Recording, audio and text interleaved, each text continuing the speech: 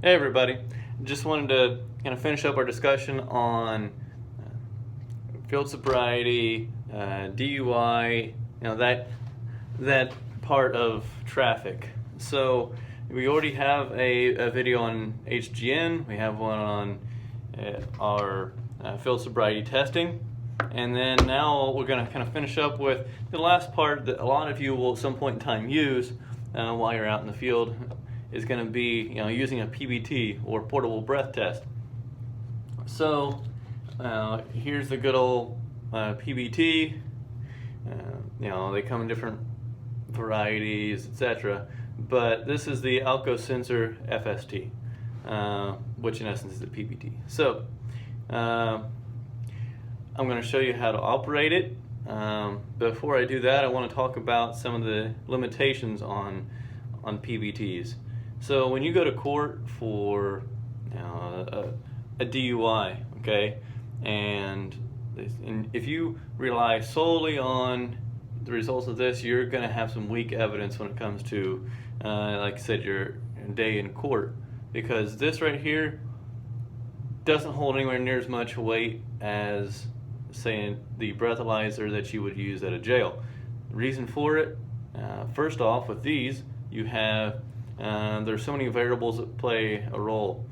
They have improved, but they can still be affected by weather, meaning cold weather.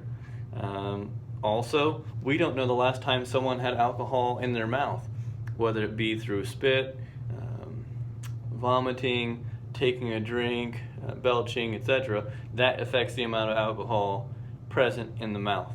So anytime they do a breath test, it's going to be a problem and it won't be accurate. That's why a breathalyzer or intoxilyzer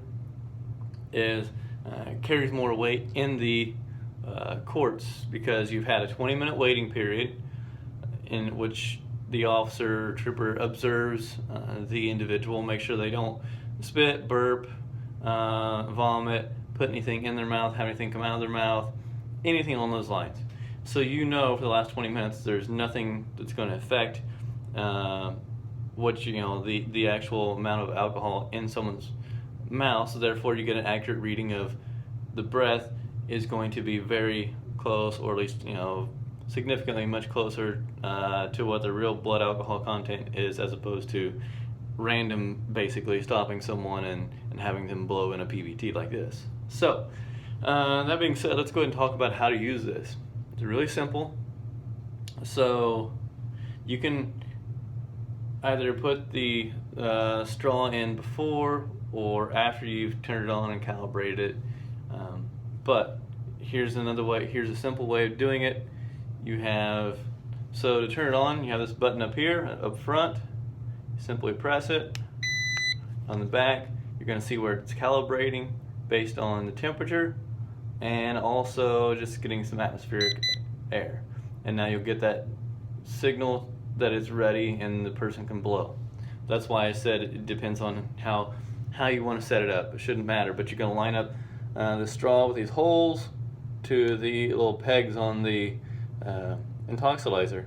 So put it in there, press down, you'll hear a snap, or feel a snap, more so than hear it, but you can hear. And then simply put it towards the individual who's going to be blowing. So they're going to, and tell them to take a deep breath, have a nice constant continual flow until you tell them to stop. Okay? So I'm going to give an example of someone who blows too hard at first.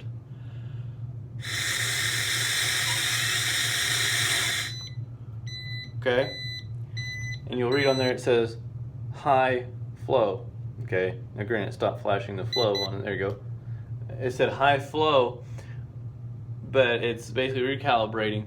And so what you normally do, take this out, put another one in there, but for this purpose it doesn't really matter.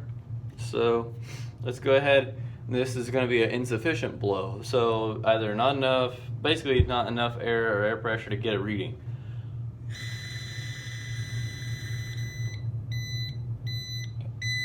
Okay, insufficient flow. INS means insufficient. Okay, now it's ready, it's already recalibrated, and now I'll give a nice continual breath, but getting air from the deep lung tissue is kind of what we're going for from the alveola. So that should be the most accurate breath that we have.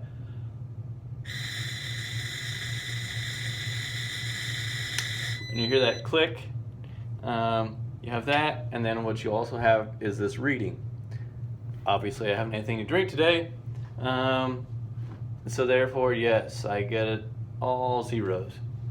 But now you understand how this works, and you know the limitations it has. The benefit obviously is just simply being alongside the road or wherever you're at and be able to get a general idea of where someone is. Just remember that some of the limitations of it. Understand that you can't use it as the end all be all source of probable cause, for example. Okay, so either way, PBTs. So we should be you should all have access to the videos for the field sobriety testing, HGN, and then now obviously you should know much more about PBTs. So enjoy the rest of your week and continue to be looking for announcements and different assignments.